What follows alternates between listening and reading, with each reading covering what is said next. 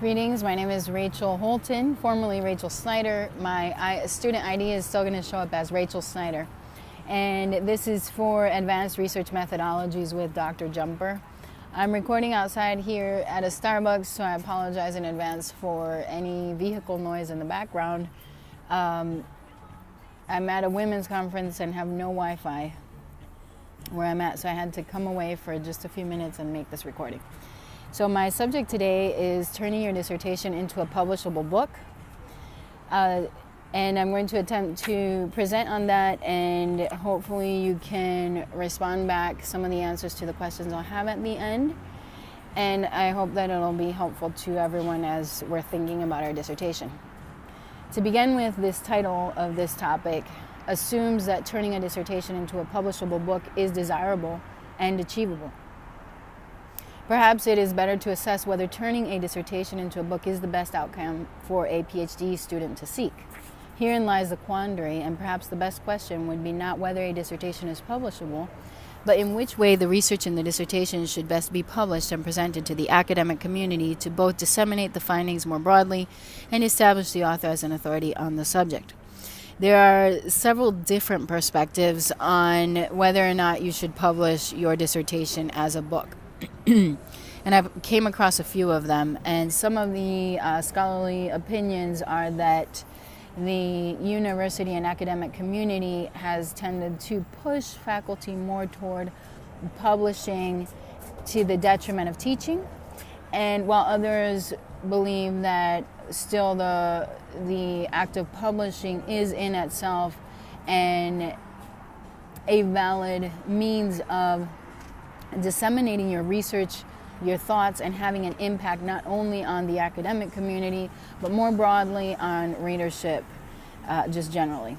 So there is that tension that you'll find as to whether it is best to try to publish or it is best to focus on teaching. However, in our existing academic community in the United States, and well, in our time, perhaps is best to say, in our current time, publishing is the focus. Therefore, most likely you should or you may be encouraged to publish your dissertation one way or another. However, as Leonard Cazuto offers, or he states that this dissertation isn't primarily to publish. So as we are undertaking the process of writing our dissertation, our primary focus is to secure our PhD, and the dissertation is the summation of our research, and it is that project by which we attain to that certification of PhD or that doctoral certification, and not staying with the ABD, the doctoral degree, all but dissertation. So our dissertation is what garners us this degree. It gets us the stamp of approval from academic community that now we are an authority and a competent authority in our respective fields within, in our case, theology. Theology and religion, encompassing biblical studies and historical theology, etc. I apologize again, I'm trying to get away from a lot of the people, but just cannot quite get away. So the function of it, according to Leonard Cazuto, is primarily to become a primarily to secure your PhD, not to become a publishable book. And his article is, "It's a Dissertation, Not a Book," in the Chronicle of Higher Education for July 29, 2011. According to Cazuto, what is more important is determining whether it should be published as a book. Is that how your topic will be best served? In many cases, he argues that publishing a series of articles based on the research that you've conducted for the dissertation, or refining portions of the dissertation for different purposes, are more apropos to the task than trying to force the publication of a dissertation. And that is something to keep in mind, that it might best be to publish a series of articles with your topic. It just depends on what you're trying to do with your writing and with your publication. Now, this is because dissertations contain highly focused, highly specialized knowledge on a topic which is at many times not accessible to wide readership. If you look at New York Times bestsellers, they're going to make that list based upon readership and the assessment of that readership. So publishers, when going about the task of selecting a book for publication, are going to select those books that are going to appeal to a wider range of readership. However, the dissertation is by nature narrow in focus. According to Beth Louie in Revising Your Dissertation, Advice from Leading Editors, published by University of California Press from London, 2008, the dissertation is already narrow. So we know we're currently in the process of selecting our dissertation topic, or our thesis statement, right? What is it that we're setting out to prove? What is it that we're going to research? And in selecting that, we must be narrow in our focus. That is because in order to complete our PhD and our dissertation with it, in a timely manner, we must select a narrow topic. But publishers are going to want to publish a book that appeals to a wider readership. It's not profitable for them to publish a book that only goes to 100 readers. One of the examples that Beth Louie has in her introduction is if a book costs $30,000 to print, then how are you going to sell it for, I apologize, if only 100 people are going to buy it, you can quickly see you'd have to sell it at a very high cost, or 50 people in your field are going to buy it. So it becomes non-negotiable for the publishing company to publish our dissertation because it's so narrow in focus, it's highly specialized. Let's go on. So let's look at some steps to preparing a dissertation for publishing as a book. So I'm going to talk and address, I'm talking from several different books. I'm going to try to move through this very fast and give you some pointers. First of all, as you assess the book, and this is based on Eleanor Harmon, The Thesis and the Book, a guide for the first-time academic authors. It says, first of all, has a thesis or your thesis statement, your primary argument, been properly developed? This is the process of searching for and restoring the original thesis, or analyzing whether the thesis has been misdirected, whether by your advisor or the purposes of the committee, or whether by just simply getting lost in the process. We need to recover or find the original thesis, and whether or not the original thesis was appropriate, and whether it was appropriately answered. And for this, they recommend that it might be helpful for the author to be separated from the work for a period of time before returning to analyze it.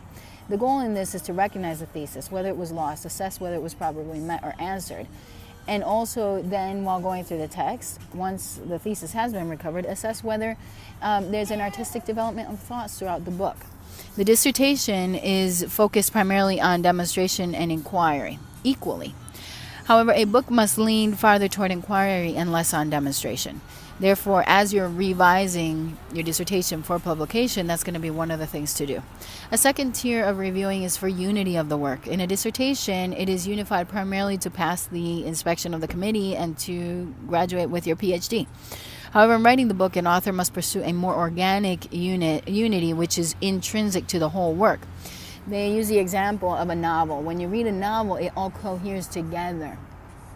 And you get to the end, and the characters, if they've been properly developed, all cohere together. And by the end, you know the characters. And the historical situations that occur intrinsic to the narrative all cohere together in a good novel. Well, if we're thinking about a good academic work, we want it also to cohere together in that same way, to be highly readable, to build one thing upon another. So then we need to look at it from that artistic point. Then we want to think about the audience of the book. Again, this is where we want to really back away a little bit and think, is this topic best served by publication as a book? Will it have wider readership? How can we make it appeal to a wider readership? And sometimes that means taking it and turning it inside out. One of the articles in Revising Your Dissertation, Updated Edition, Advice from Leading Editors, edited by Beth Louie. The actual chapter is You're the Author Now by William P. Sisler. And he takes a hypothetical book and it's called he turns it inside out. And in doing that, he thinks first about the audience. Who would this appeal to? How can we construct this in a way maybe shaped around a narrative where you're discussing your scholarly discovery and implications, but you're doing it with a narrative framework that appeals to a broader audience. So think about your dissertation in that way then. So after then going through these few steps, I'm going to add a few more steps, and these are from the University of Iowa Press. And this is for revising humanities research. Cut the part where you thank your dissertation committee. You can still acknowledge them, but as individual scholars rather than part of your committee. Then cut the literature review or work parts of it into the text at relevant points. Now, I'm sure you've come across this by now if you have read any books that are dissertations turned publication or turned book, where they'll still do their literature review, but it is pared down significantly. Or it's integrated into the text. And it is still helpful because it gives you an idea of the shape of current research. However, if your goal is just to jump right into a book and learn about a topic, the literature review can be a little bit cumbersome, even after it's been edited. So for us as scholars or people tending or wanting to become scholars, we might enjoy that introductory, brief, summarized literature review, but a lot of people might not. They might just cut to the chase. You see that even in some of N.T. Wright's works on the historical Jesus, and N.T. Wright is a great example of a readable scholar that appeals to a wider, broader audience, and his writing is very elegant, and it has a narrative quality, and it is as well as scholarly depth and breadth. But he'll still, like usually in the first chapter, review current literature on a subject. But University of Iowa Press would say pare it down or cut it entirely.